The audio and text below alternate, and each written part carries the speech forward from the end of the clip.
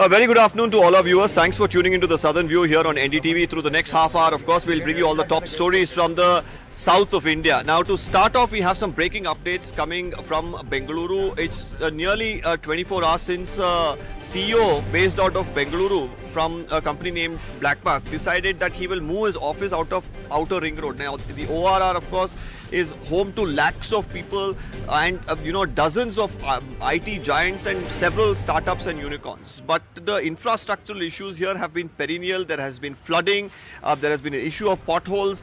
The metro, of course, is something that has been coming up, but it has been going on at a very slow pace. Right now, after this social media post was put up on X by the CEO, it seems like Nara Lokesh from Andhra Pradesh has come into this entire controversy. He has gone on to invite the BlackBuck CEO to shift base to Vizag, and he says that there are very good conditions for employment there, for work and everything. An ecosystem has been provided, and he should consider moving to Vizag. To talk about this, I have the former Deputy Chief Minister, Mr. Ashwath Narayan, here with us. So tell us, how do you really look at this entire issue? Firstly, there is the perennial problems of potholes that many people talk about. But then when you have CEOs like this, co-founders like this, speak about it and even talk about relocating from areas like Bengaluru because they say that they don't see a solution. And then you have other states coming in, like Mr. Nara Lokesh now pitching in and saying that, well, probably Vizag is a better option. How do you really look at it, sir? Our Bengaluru has been growing very fast and very rapidly. The growth is outpacing the infrastructure. It's been really challenging for the government to cater to the infrastructure. Probably we need to catch up, I frankly admit. But the government says that they are funding a lot of money, over 1,000 crores for Bengaluru. They are making big promises. See, the infrastructure development is definitely happening. In the outer ring road, we are coming up with a metro line. The metro line work is going on for the past few years. It has really caused a lot of inconvenience to the people living in the outer ring road. We frankly admit, and as well as along with this unseasonal rain, and the rain was much more than expected. We were not able to manage all those situations. Yes, there is setback, definitely. Irrespective of government, I being a Bangalorean, since I represent one of the constituencies in Bengaluru city, we have got responsibility, irrespective of government. We want to ensure there's a great future in the state of Karnataka. We don't want to do politics here. We'll definitely will prevail upon this Congress government in the state of Karnataka to ensure that whatever infrastructure is going on needs to be scaled up very fast, and will ensure the inconvenience whatever has been caused to the tech companies in the outer ring road. The BlackBuck company is our own man. He's our own man. We have got a lot of respect for what he has done. What would you like to say to Mr. Nara Lokesh, who's now pitching for them to move to Vizag? Yeah, definitely. We do expect competition from the neighboring states. Even they would like to attract. See, Bangalore is Bangalore. Nobody can even come closer. That is different. You let them pitch. We have got no objections.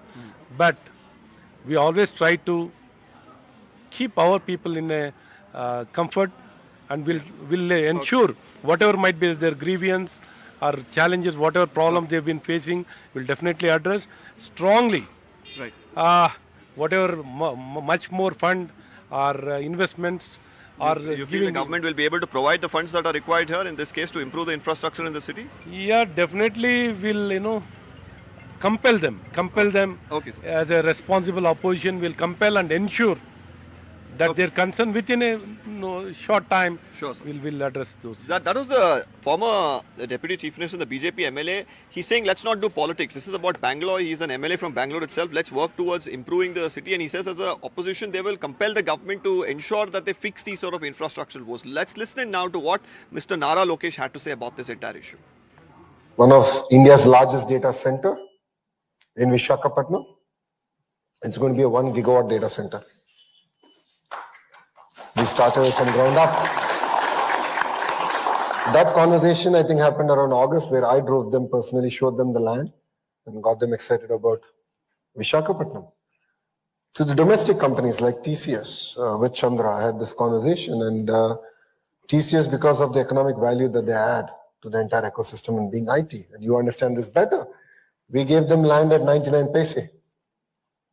We are coming after you now. Please, Abhishek, you have your first client ready now. So that's how we get things done. And that's what we mean in terms of speed of doing business.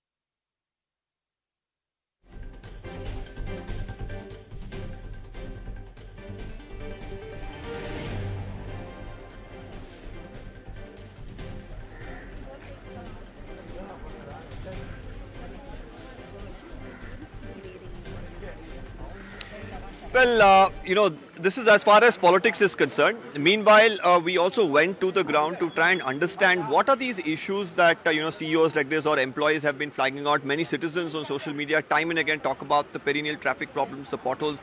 Do they really exist on Outer Ring Road? My colleague Ritu, of course, brings us this report.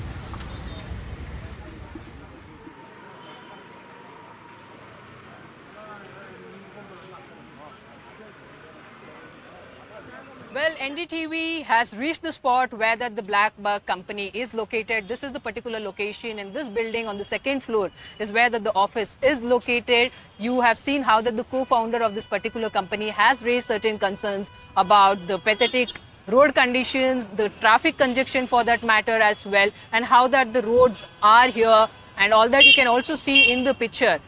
The huge traffic jam, it takes hours together for the people to commute to their office, to the schools, colleges as well. So yes, even a normal life really looks difficult for the people here. So herein, NDTV exclusively speaks with the BlackBuck employees itself. Sir, thank you so much for speaking to NDTV. So firstly, if you could tell us about how many employees are there in BlackBuck, and you have had your own co-founder now raising this out on the social media platform saying poor conditions, and the company is now planning to switch to a different city basically, sir. So if you could tell us what's your thought. Sure. So basically, like, the traffic is, it's really pathetic, like commuting from one stretch to another. Basically, if somebody is coming from Hebal or so it takes like 1.5 or 2 hours to reach this place. And the roads are literally, pathetic. So it makes commute very difficult. So if you could tell us how many employees are there in your company overall, and the general concerns that I'm pretty sure you would also be taking to your boss as well, that these are the issues that you might be turning up late to the office as well. So yes, what is it about now? Yeah, the main thing is traffic, and the roads are not good. So it has dust all over, like sand, dust and everything. So there are no drainages at all. So like recently we saw an accident which occurred. Like there was a school bus carrying children, so it turned, so that. How many employees are there here, sir, in the BlackBuck? So totally, like, there are more than 200 to 300 employees. Okay. So actually there's one more office here, Krishna Tech Park. So there are many working there also. So has there been any sort of a communication that has also been provided to you people as well, that whether the company will be switching next, whether the office will be in which city? Yeah, so not city exactly, within Bangalore itself. So it is going to get shifted in a couple of months, like maybe 2-3 months or so. Thank you. So you see, again, you are an employee of the BlackBuck itself. From which location do you travel here? How long does that it really takes? And what are the challenges that you face? Actually, I come from Electron City. So like Hebgodi, it's nearby Electron City. The major challenge which I face coming here is, like, as you know, the traffic part. And during the rainy time, you know that the drainage and all will be like too much of problem. So that is the major problem that I will be facing, and because of that I have to come from the inside of the villages and all. So in that way, like, bike condition will also not be good, and that is a major problem we'll be having. Now the opposition, of course, is expressing its disappointment. The people are expressing their concerns. What does the government have to say? Let's listen in now to the Deputy Chief Minister of Karnataka and also the Industries Minister. It is not the case. One stray case, somebody is not the benchmark. You recently heard Karnataka, we have taken over Japan and other state countries to be the tech capital of India. Okay, in the world. So these are small issues. When I go to London, I have to face the same thing. Other day was in Japan. Japan also, because Bengaluru is a global city. 50% are the local people. 50% of the people, our children from various states, come here for work and study. And expats and other people who work in the companies. So these are this one. And our deputy chief minister is already in this one. He has made a statement. He has counted how many potholes are there. ಈ Bengaluru city clean ಮಾಡಲಿಕ್ಕೆ ಮತ್ತು ಗಾರ್ಬೇಜಿನ ತೆಗೆದು ಕೆಲವು ಎಲ್ಲೆಲ್ಲ ಹಾಕಿದ್ದಾರೆ. Bengaluru DC ಕಳಿಸಿದ್ದೀನಿ. ವಾರ್ಡ್ಗಳಲ್ಲೆಲ್ಲ ರೋಡಲ್ಲೆಲ್ಲ ಬಿಸಾಕಿ ಹೋಗ್ತಾ ಇದ್ದಾರೆ. ಅದನ್ನು ಯಾವ ರೀತಿ ತೆಗಿಬೇಕು. ಪೊಲೀಸ್ ಕಮಿಷನರ್ ಕಳಿಸಿದ್ದೆ, ಟ್ರಾಫಿಕ್ ಕಳಿಸಿದ್ದೆ. ಯಾರ್ಯಾರು ವೆಹಿಕಲ್ ಅಲ್ಲವರು ರೋಡಲ್ಲಿ ಬಿಸಾಕಿ ಹೋಗ್ತಾ ಇದ್ದಾರೆ ಅಂಥವ್ರನ್ನ ನೀವೆಲ್ಲ ಐಡೆಂಟಿಫೈ ಮಾಡಬೇಕು ಅಂತ. ಆಮೇಲೆ ಎಲ್ಲ ಪಾರ್ಟ್ಗಳನ್ನ ಕಂಪ್ಲೀಟ್ ಯಾವ ಟೈಮಲ್ಲಿ ಮುಚ್ಚಿರಿ ಅಂತೇಳಿ ಅವ್ರಿಗೆಲ್ಲ ಟೈಮಿಂಗ್ ಕೊಟ್ಟಿದ್ದೀನಿ. ಅವರು ಇವತ್ತೆಲ್ಲ ನಾನು ಅವ್ರಿಗೆ ಹೇಳಿದ್ದೀನಿ, ನಾಳೆ ಎಲ್ಲ ಕಂಪ್ಲೀಟ್ ಪಾಸ್ ಆಗ್ಬಿಟ್ಟು ರೈಟಿಂಗಲ್ಲಿ ಕೊಡಬೇಕು ಅಂತ ಹೇಳಿದ್ದೀನಿ. ಎಷ್ಟು ದಿನದಲ್ಲಿ ನೀವು ಮುಚ್ಚಿರ ಅಂತ.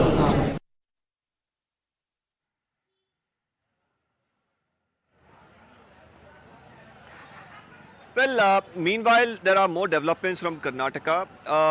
MLA from Malur, of course, Nanjay Gowda of the Congress, had won the 2023 election, but you have the BJP candidate who had challenged that through an election petition in the Karnataka High Court. The matter was being heard for several months now.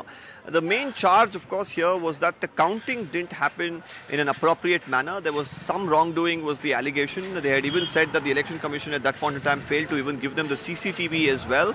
And a lot of charges were made, and more importantly, the request, of course, was to recount this poll and annul the results. As of now, the High Court, of course, in a big, relief and probably one can say a setback to the Congress MLA, decided that it will actually annul that election, and also went on to say that the recounting of the votes must be done. Now, however, because this is an election petition, there are, of course, provisions to go to the Supreme Court as well. They've decided to actually knock the doors of the Supreme Court, and meanwhile, the High Court has granted an interim stay of 30 days until the matter is heard in the Supreme Court. What really transpires, that is something that remains to be seen, but the politics around it, of course, is continuing unabated, because the BJP now feels that the Congress, which has been up until now claiming there has been a vote story, here is a situation where the Karnataka High Court itself has believed that there is something that has gone amiss in the Malur election from the part of, any of them involved, where the counting has not happened in an appropriate manner. The Congress, of course, continues to defend it, saying that the matter is still in court. Now, moving on, there's another big issue, of course, in Karnataka, with the enforcement directorate that has been investigating the Muda row has now gone ahead and arrested a former Muda commissioner named Dinesh. Now, he has been picked up by the enforcement directorate after conducting raids at 2 locations connected to him. He will be produced before the magistrate, and right now the charge against him is that he illegally allotted Muda sites. Now, the Muda issue, of course, came into the limelight with the allegations that surfaced that the Chief Minister's wife was illegally allocated sites. Now, as far as that case is concerned, we've seen multiple aspects to that politically as well emerge. But here, with the arrest of Dinesh, the BJP is once again saying that this is not the end of the Muda case. There is more that will emerge through the course of the investigation in the days to come.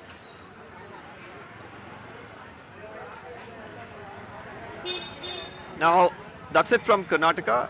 We'll, of course, now go across to my colleague Sam Daniel in Tamil Nadu, where he brings you everything that's happening there. Over to you, Sam. Thank you, Deepak. Let's begin with some political developments in Tamil Nadu, some exclusive information on what exactly transpired between AIADMK General Secretary EPS and Home Minister Amit Shah during their nearly half-hour meeting yesterday in Delhi. Sources in the AIADMK confirmed to NDTV that EPS had made 3 sets of demands to Amit Shah. The first being to act against the ruling DMK in Tamil Nadu on issues of corruption, law and order and drugs. EPS wants the centre, particularly the Enforcement Directorate, to expedite the investigation into the alleged 1,000 crore scam in Tasmak, the government agency that sells liquor. Already the ED had conducted searches and claimed that it has found an alleged 1,000 crore scam involving in transport of liquor, sale of liquor, and also in appointments. It claimed that there is huge irregularities and inflation of expenses in a kind of a collusion between distilleries in Tamil Nadu and bottle manufacturing companies, something the ruling DMK has denied. Secondly, EPS also wants Amit Shah to stay out of lobbying, the BJP lobbying for the return of expelled AIADMK leaders, including Sasikala, TTV Dinakaran and O. Pannirselvam, something demanded by sitting MLA and senior 9-time MLA Senkotain recently. And now it's over to my colleague Vijay, who will bring us up to speed on a kind of AI war between the ruling DMK and TVK, a day after TVK had launched an AI-generated video showing Annadurai endorsing Vijay. Vijay, it's over to you. Yes, Sam, that's right. After yesterday, TVK come up with a AI video where Annadurai endorsing Vijay. Today, on the occasion of birth anniversary of Thandai Periyar, who is a social reformer, the DMK also released a video where you can able to see DMK celebrates Periyar, where they have said that Periyar has done a lot of things to Tamil Nadu. He worked for social reform in the state. You know that yesterday TVK released a video where Annadurai seen endorsing Vijay, which has become controversy. DMK comes down heavily against TVK, saying that this shows the immaturity of TVK. Even they criticize, saying that Vijay was not even born when Annadurai was a leader in the Tamil Nadu. We know that TVK have been using Anna from us since they launched the party. Even though Annadurai was not an ideological leader, TVK has 5 ideological leader. Even though Annadurai is not ideological leader of TVK, but they have been endorsing Anna in various occasions. The TVK chief Vijay keeps on mentioning about the 2026 election would be the repeat of 1977 and 1987. You know that in 1977 only, Annadurai was the first become chief minister of Tamil Nadu after defeating Congress. Then there has been a massive shift in Tamil Nadu politics, where 2 parties, AIADMK and DMK, is ruling in the state. Interestingly, this AA would play a very huge role in upcoming election, ahead of upcoming 2026 elections, where each party could come up with a different kind of campaign using AA. Sam.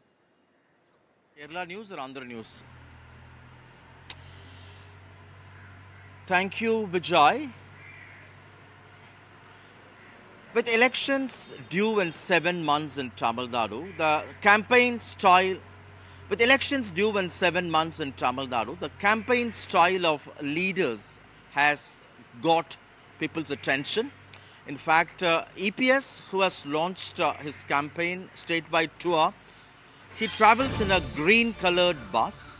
And Vijay, who followed suit, he's now traveling in an yellow-colored bus.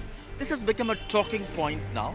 Speaking at a function in Salem, DMK leader and Deputy Chief Minister Udayanidhi Stalin has said, ultimately in this electoral race, the DMK's pink bus would win, he claims. He refers to the pink bus launched by the Tamil Nadu government to move women freely across the state, particularly for their local transport requirements, which in a sense has struck a chord with women, which the government claims has enabled them to earn now and to save a lot of money every month. But ultimately, we'll have to watch who will win. But at the moment, Udayanidhi claims that the pink bus, largely used by women, will have its way. Well, now it's over to my colleague Uma Sudhir in Hyderabad. Uma? Thank you, Sam. Some worrying news coming in from Kerala, where in fact the government has issued a health alert after increasing number of cases of what is called PAM. PAM is Primary Amoebic Meningoencephalitis, and this is something that is an infection by a kind of an amoeba that eats away the brain, and the number of cases in this year has risen to 71 and the number of deaths 19, and just in the month of September we have already seen 24 cases cases being reported and as many as 9 deaths. The state government now worried because unlike earlier when they used to talk about stagnant warm water, say in ponds, where there is a tradition of bathing in those kind of ponds or in swimming pools, where the infection or the contamination could be picked up. Now the government seems to be getting reports that these are not one cluster, one source infections that are being reported, but sporadic incidents that are being reported from Kozhikode, Malappuram and now Palakkad as well. And the government in fact has been put on the back foot by the opposition in the assembly, saying that the government has failed in preventing this kind of a disease, and they're also talking about not being able to stop the number of deaths. I must also point out that fatalities in this case is a very high rate. 3 to 4% is the survival rate, and Kerala's Health Minister Veena George has in fact said that because Kerala is having better surveillance, therefore they're having a survival rate of almost 24%. I'm joined now by my colleague Ashish Kumar Pandey.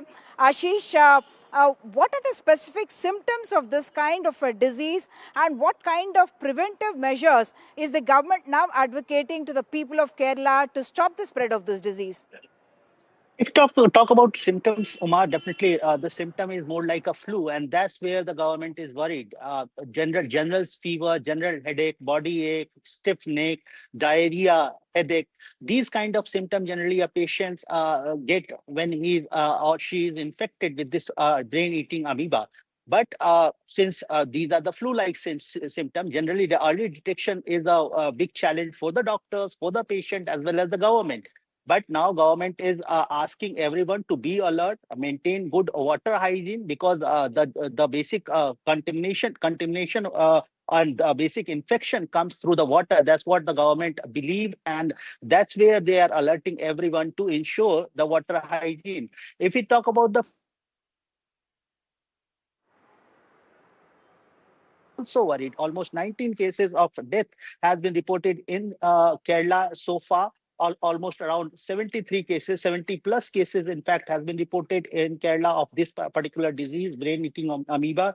And government is trying to contaminate, and they are trying to advise and sanitize everyone to be aware about this infection and this brain-eating disease. Thank you, Ashish, for those details. Very, very important details that Ashish is telling us about. Keeping the water hygienic and sanitized and chlorinating of water is something that the state government is now focusing on to stop the spread of this disease. Moving now to news from Telangana, where in fact it's Hyderabad Liberation Day. That's what the central government is celebrating here, even though the state government and the other parties here do not call it as Hyderabad Liberation Day. Union Defence Minister Rajnath Singh was here, and he made 3 important statements. One, saying that Operation Sindoor is only paused and not over, because any terror attack that happens, Operation Sindoor will be resumed. The second important point that he said was that no third-party interference can stop any kind of the war that was there between India and Pakistan, and that India had not come under any such pressure. The third was an oblique reference to the United States and to Donald Trump, because the defense minister said that Nizam at one point was the richest man in the world, and he thought he could control India, but Sardar Patel had shown him his place. And similarly, today's India will not come under any kind of a pressure from the richest nation or the most powerful nation in the world. Let's look at this report that we brought for you from parade grounds in Secunderabad, where Union Minister Rajnath Singh was there to celebrate Hyderabad Liberation Day, the day when the earlier state of Hyderabad, in fact, acceded to the Indian Union 11 months after India got its independence. Koya tribals of Telangana showcasing their culture, their talent, their music, their drums. And this is part of the September 17th celebrations organized by the central government here at Hyderabad's parade grounds, where in fact Union Defence Minister Mr. Rajnath Singh has come in to take a salute from the Central Armed Police Force because they are commemorating Operation Polo in September 17, 1948, when the then Hyderabad state became merged with the Indian Union, got acceded to the Indian Union after being relieved from the Nizam's rule of that time. So while the central government wants to observe it as Liberation Day, and that's the reason why the Union Defence Minister has been here for the last 4 years every day on this particular date, and they have in fact said that the central government would continue to observe this as Liberation Day, Hyderabad's Liberation Day. The Congress government here calls this as the Prajapalana Divas or People's Governance Day, and they will be showcasing about their welfare schemes and saying that ever since the Congress government came to power, the kind of welfare schemes that they have had, that is what they want to showcase. 180 degrees at variance with the BJP's interpretation is the interpretation of the AIADMK, and they are observing what they call as National Integration Day or Unity Day, when there will be a Tiranga Yatra, Tiranga bike rally, and the BRS too going to be observing this as National Integration Day. The state government not participating in this particular event, and that's why on the dais you have only the union ministers, whether it is Rajnath Singh, Gajendra Shekhawat, Kishan Reddy, and you also have Bandi Sanjay, Union Minister of State for Home, and of course the statue of the then Deputy Prime Minister and Home Minister Sardar Patel, who had in fact under whose leadership Operation Polo happened. That's it then on Southern View this Wednesday afternoon. Thanking my colleagues Sam Daniel and Vijay from Tamil Nadu, Deepak Bopanna from Bengaluru, Ashish Pandey from Andhra Pradesh, and continue to watch us every day at 2 p.m. for all the breaking news and happenings from the south of the country. Time now for a short break. Lots more coming up on the other side.